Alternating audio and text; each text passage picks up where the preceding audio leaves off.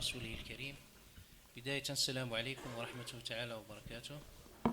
أنا أشكر في مستهل لهذا الأمر القائمين على هذا الصرح وعلى هذا المحفل. أشكر جميع من حضر وحاضر وجميع من أشرف على هندسة هذا الصرح أو هذا المحفل. إذن بداية أعتقد أن تناول الكلمة أمام فرسانها وهم الشعراء أشبه بالمشي على حبل، فالسقوط موجود أو كائن لا محال. لذلك أستبق الأمر وأذكركم بقول الشاعر: عين الرضا عن كل عيب كليلة، ولكن عين السخط تبدي المساوي. إذن في حقيقة الأمر حين حاولت أن أنظر إلى شعر محمد بالخير لأتخير الموضوع أو موضوعا مناسبا، وجدت أن الرجل أو شعر الرجل قد قتل بحثا، أي أنه استهلك على زوايا متعددة، وأن القائل فيه أشبه بمن يحاول أن يضيف إلى البحر دلوا. إذن لكن لفت انتباهي مسألة معينة. ما دمت أنا أستاذا أكاديميا وأعكف على تدريس اللغة العربية بلسانها الفصيح، أردت أن أنظر من زاوية الفصيح والدارج في شعر محمد بالخير.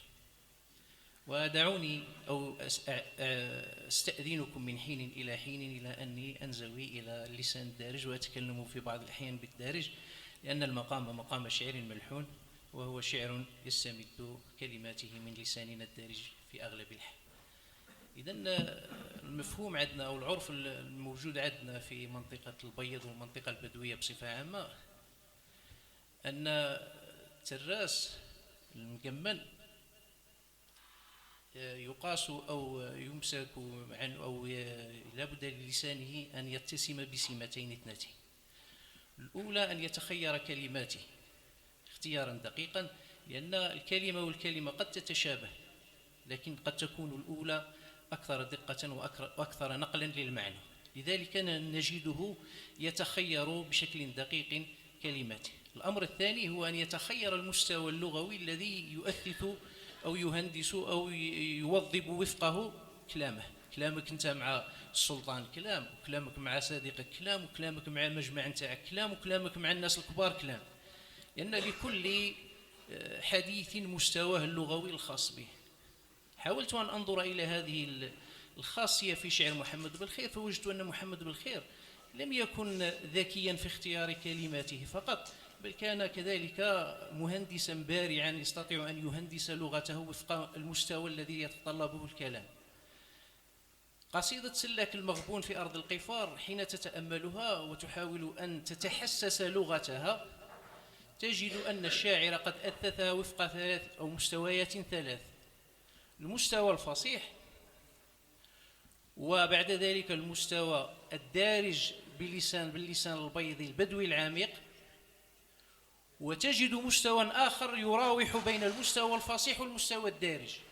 محمد بالخير حين يتحدث يراعي المقام، لا ينطق أو لا يتخير كلماته إلا وفق مستوى معين، لأنه ينظر إلى مخاطبه. لذلك حاولت أن أدرس أو أن أتناول قصيدة سلاك المغبون من هذه الوجهة، وهي قصيدة راقية وجميلة جدا.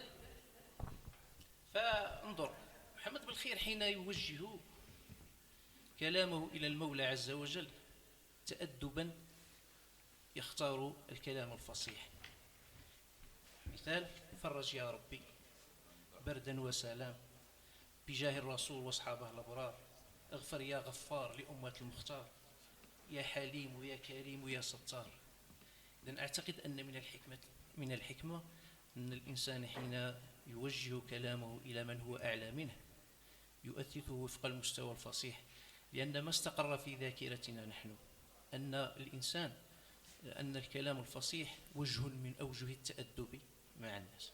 لذلك ترانا نستعمله في مناسباتنا ذات الخلفية الدينية، نتكلم باللغة الفصيحة في خطبة، في أي موقف نتعرض له نؤثث ألسننا وفق المستوى الفصيح، لأن المتكلم يعتقد كما يعتقد سامعه أن كلما كان كلامك فصيحا كان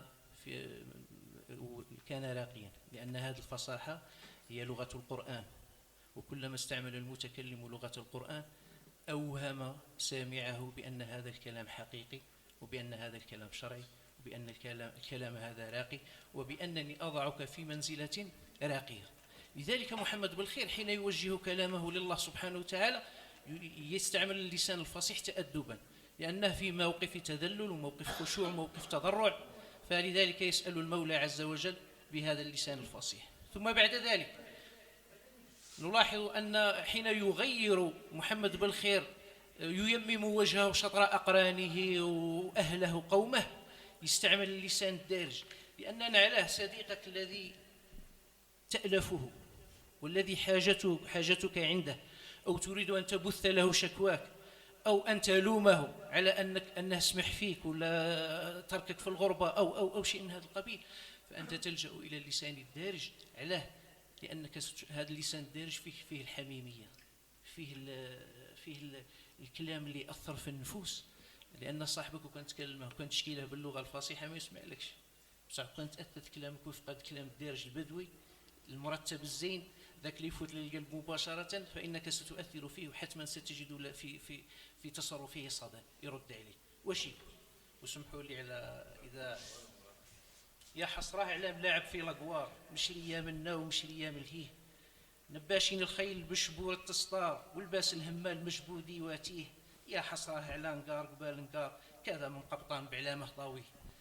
هذا الكلام كنت كلمه بلغه فصيحه، اعتقد انه ما كان ليؤثر في هذا الجمع الذي يخاطبه، لذلك اختار ذلك الكلام البدوي الذي يتداول في المحافل في العلفات في الاعراس اختار هذا الكلام حتى يلوم، حتى يعاود يسترجع الأيام الجميلة التي كان يعيشها قبل الوضع المأساوي الذي يعيشه الآن، استذكر هذا اليوم. ثم بعد ذلك مهد يا حسراه منين كان الشط عبار المغلوب يفوت حقه ويخليه، يا حسراه منين سلسلنا القدار كان العز يلام البيض والهيه.